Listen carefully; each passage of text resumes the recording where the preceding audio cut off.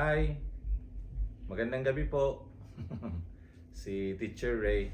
Naimbitahan ako ngayon na share sa It Works, isang 12-step na facility sa Uzamis tungkol sa topic na came to believe at saka courage to change. Mag-on ako ng aircon para ano.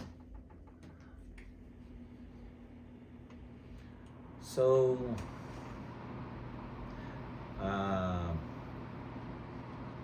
para mag-umpisa, no? So came to believe, courage to change. That's the topic.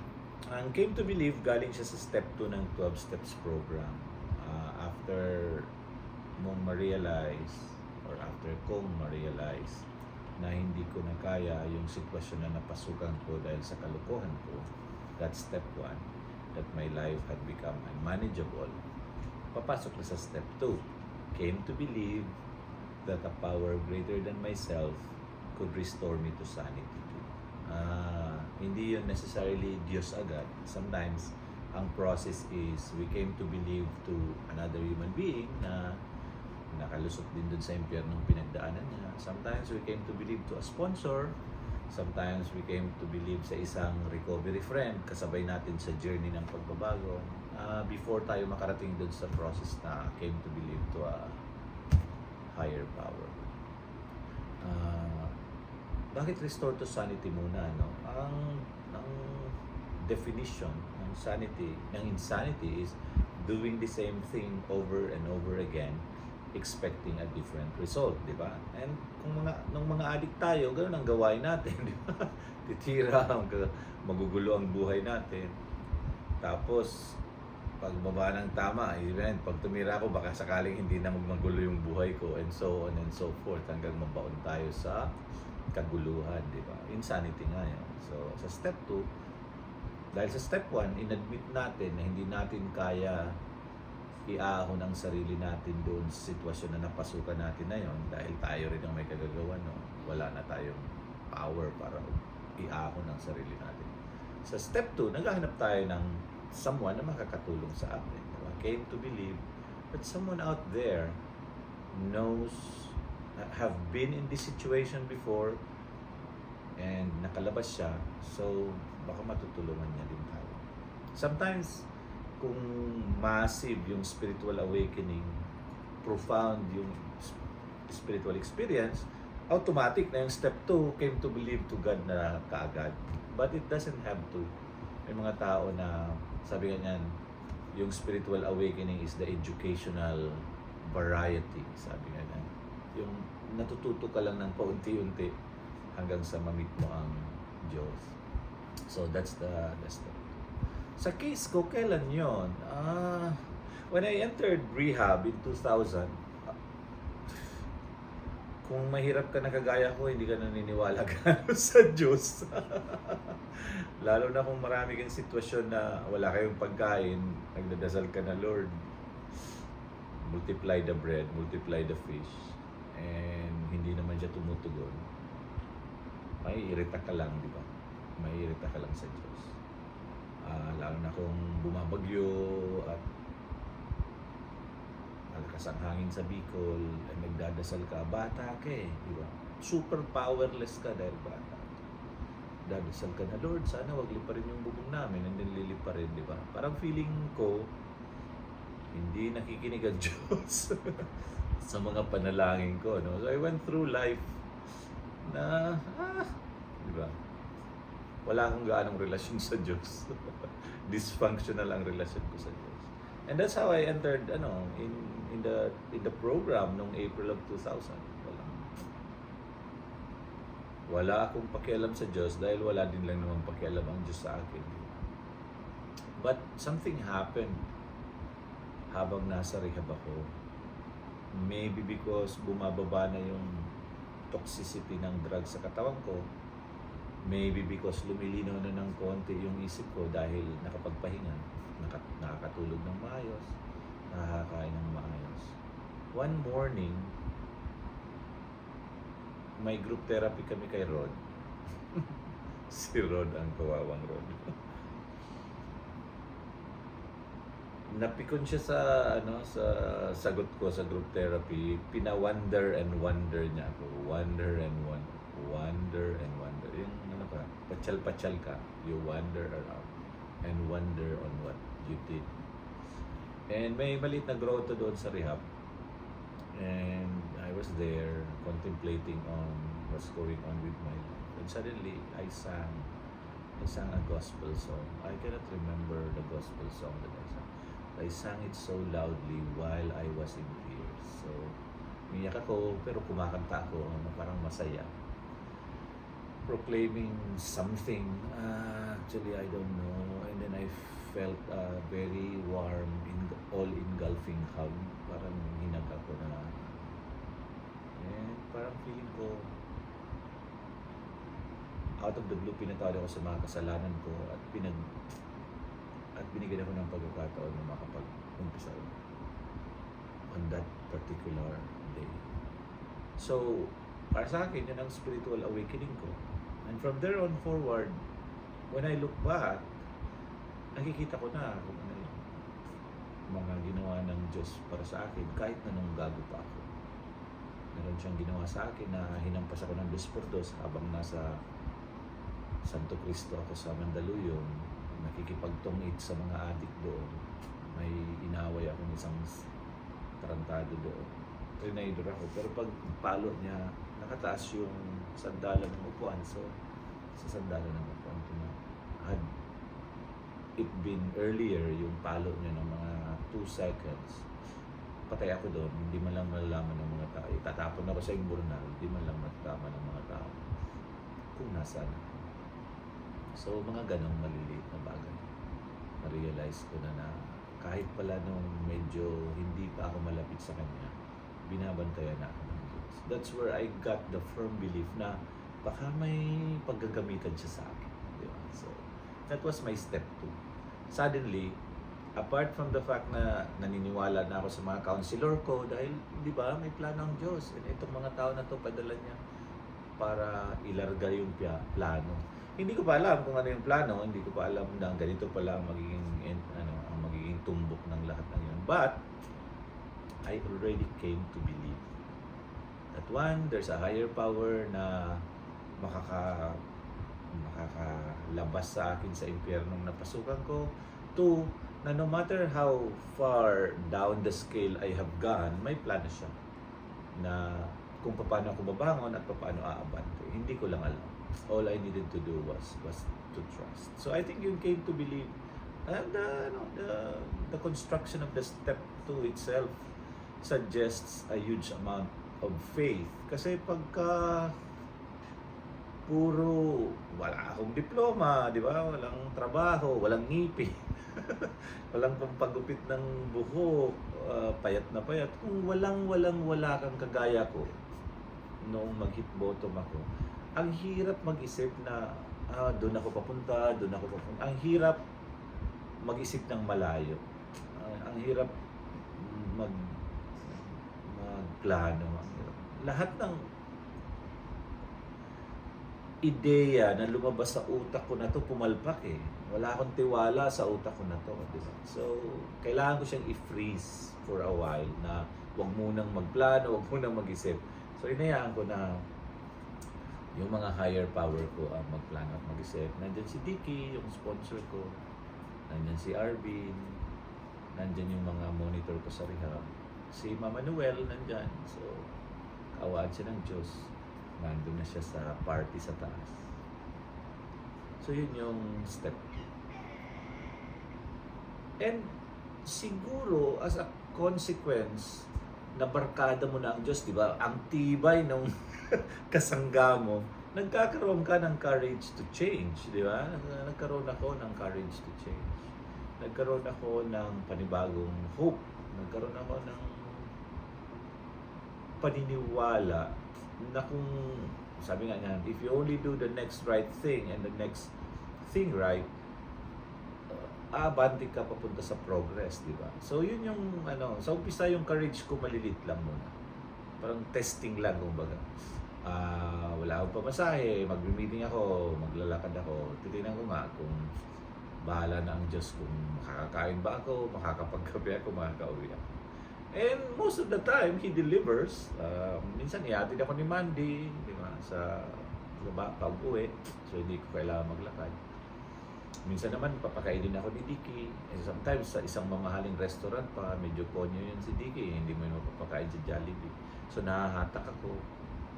So, maraming mga maliliit na bagay na pag pinagkakatiwala ko sa Kanya, hindi naman ako nilalaglag, di ba? So, habang yung mga maliliit na bagay na nilalagay ko sa kamay ng Diyos, lumalaki ng lumalaki yung tiwala ko sa Kanya. So, yung courage to change ko, lumalaki lang din ng lumalaki. Yung tapang ko para mag-ambisyon, para magbago, lumalaki din ng lumalaki. So, yun, one day, tinanong ako ni Dicky kung wala daw bang impediment, walang nakaharang sa aking mga pangarap, kung lahat daw ba ng resources available, lahat ng ability available, at lahat ng opportunity na ka-open, ano daw ba ang gusto kong maging. This was in 2000, 24 years old. And out of the blue, while we were being honest, sinabi ko yung totoo. Sabi ko, gusto ko magkaroon ng school by the time I am 40 years old. Sarili kong school. Noong time na yan, wala akong diploma, wala akong pera, wala akong katinuan. Malabo ang aking katinuan. And yet, like someone wishing sa genie ng universe, yun ang wish ko. And siguro during that day, sinabi ng Diyos, your wish is my command. Fast forward, May 16 of 2009, binibless ni Father Martin yung EC2 sa Talamban. April, May, June, July, August. Pag August, magpo 40 years old. So God was ahead of time, ahead of schedule by 5 months dun sa pag-realize niya ng dream. What did I have to do to achieve that? Kailangan ko bumalik ng eskwelahan. Nag-working student ako sa FEU. Nag-aaral akong mabuti. Trabaho ako from morning until afternoon. Klase ako sa gabi. Hanggang sa ma-complete ko yung degree ko ng 2002. Ayun doon, nagturo ako sa San Beda. Nag-math department head ako sa Bright Academy. Hanggang magkaroon ako ng kakayahan na itayo yung school na pinapangarap. Maliit man siya, pero tinupad pa rin ng Diyos yung pangarap. So pag minsan nakakita ko ng mga tinutulungan kong adik, mga sponsee ko, or mga ano na, parang tinitipid nila yung courage nila sa pagbabago, sa pag-abante sa buhay. Sabi ko, ininsulto mo ba ang Diyos? I mean, my God, that's God, di ba? He's capable of everything. Tapos ang hihingin mo lang, maliit na bagay, para namang insulto yun, di ba? Kaya naman na i-deliver ng nanay mo yung hinihingi mo. So, I have to remind myself and my recovering friends, and you guys who might be listening to this, na nung tumitira naman tayo, high standard tayo. Wala naman akong kilalang adik na pumunta sa tulak at nagsabi, pabili naman ng laro. O kaya pabili naman ng albatros, no? Lahat ng adik na kilala ko, pag nagpunta yun sa tulak, ang hinahanap yung lasang buko, yung pinaka-high grade. Pwede bang yung nahuli sa airport ang bilin ko? Alam mo yun, ganun yung standard natin when we were out there doing the insanities that we do. But bigla nang tumino tayo, pwede na. Diba? So I encourage my sponsees to dream higher, to do better. Pumalpak ka man, mataas pa rin ang babagsakan mo, di ba? Sabi nga yan, aim for the moon. If you miss, you get the stars or something like that. Something like that. So yun, yung isa kong sponsor, pastor na ngayon, di ba?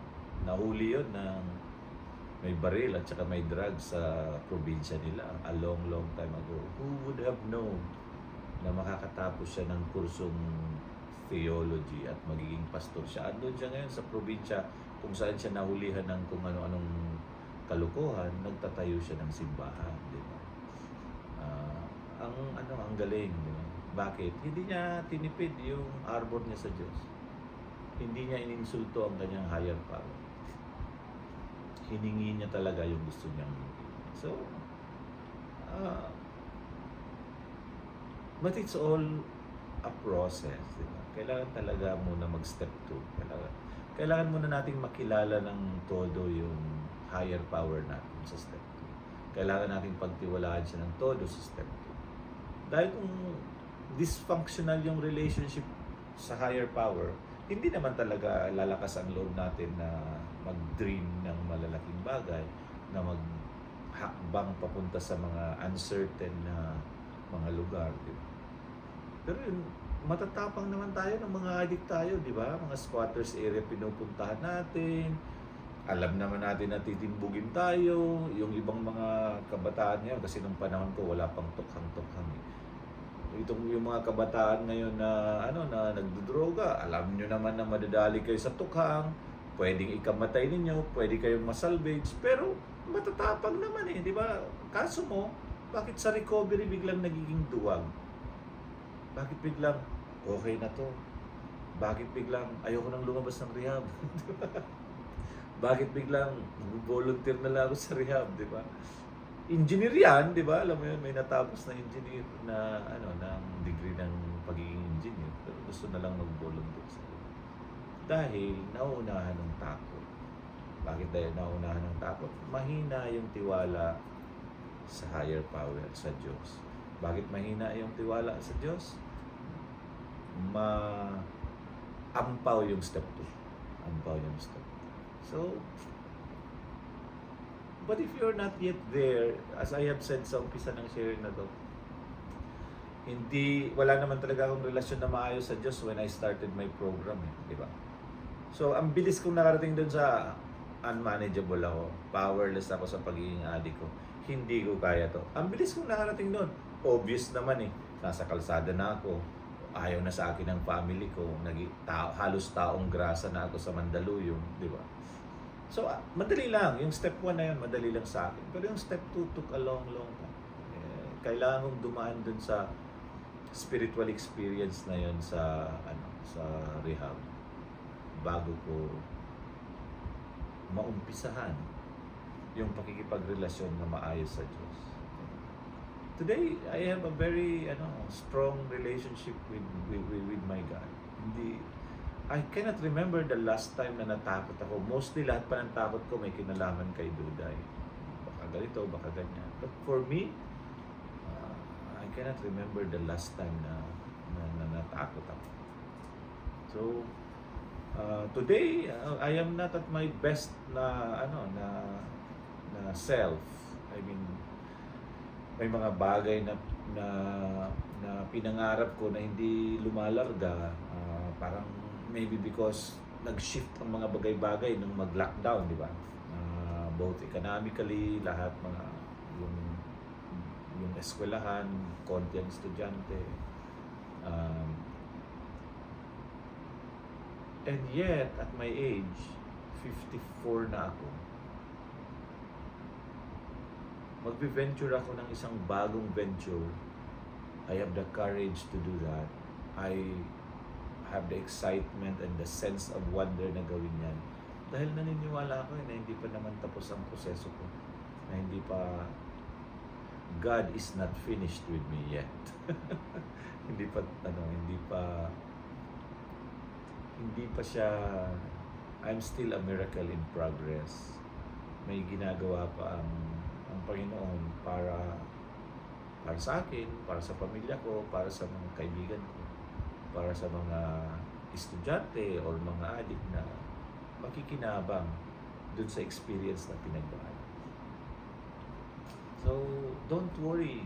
Kung meron ka nang maayos na relationship sa higher power mo, i-nurture na lang.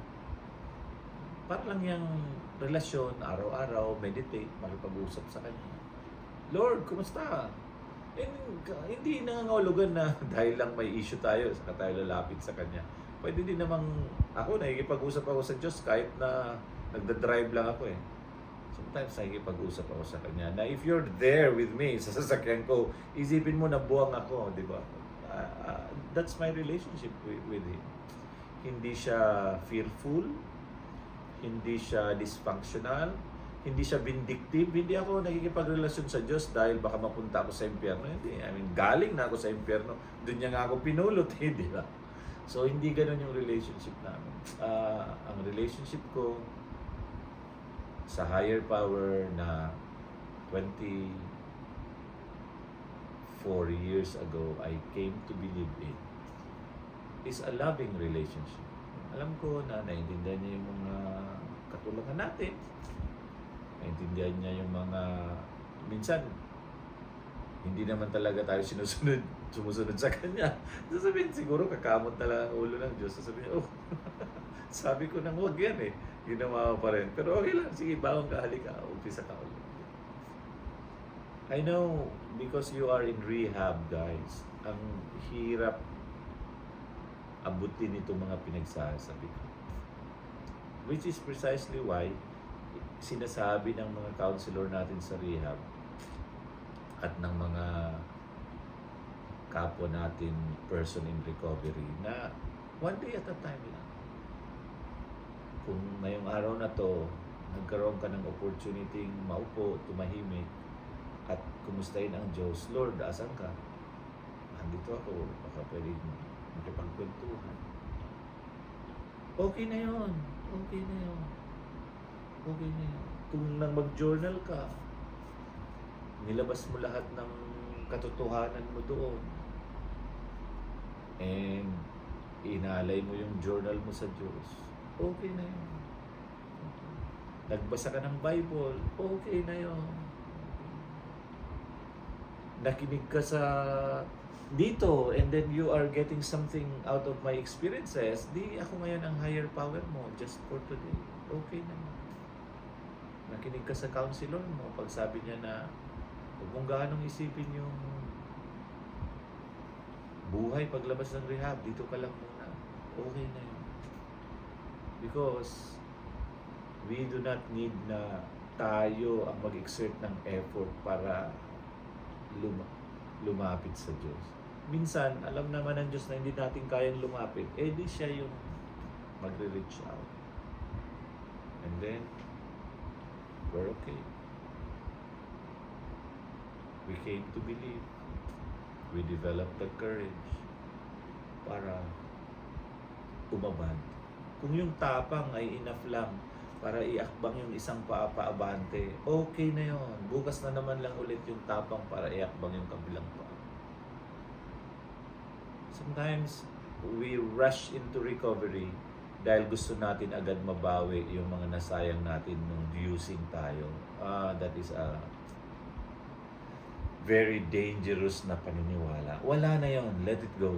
Yung mga pera mong naubos nung nagdodroga ka, wala na yon. Let it go. Yung mga laptop na nasangla, na benta, na prenda, wala na yon. Let it go. Wala na yon. Bumubuo na tayo ngayon ng panibagong buhay na may panibagong resources.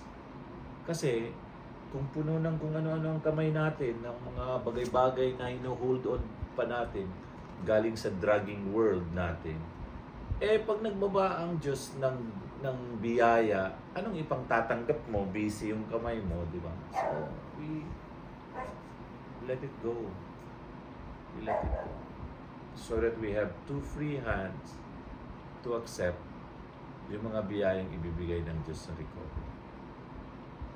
And He is going to give you blessings. The same way na ang dami niyang binigay sa aking blessings. Siksik, liglig, at umaapaw. Sabi niyan sa literature natin, more will be revealed.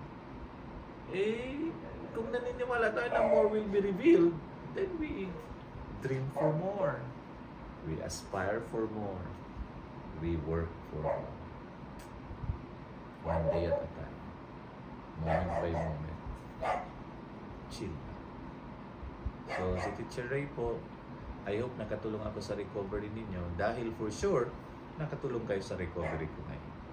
Maraming salamat and chill lang.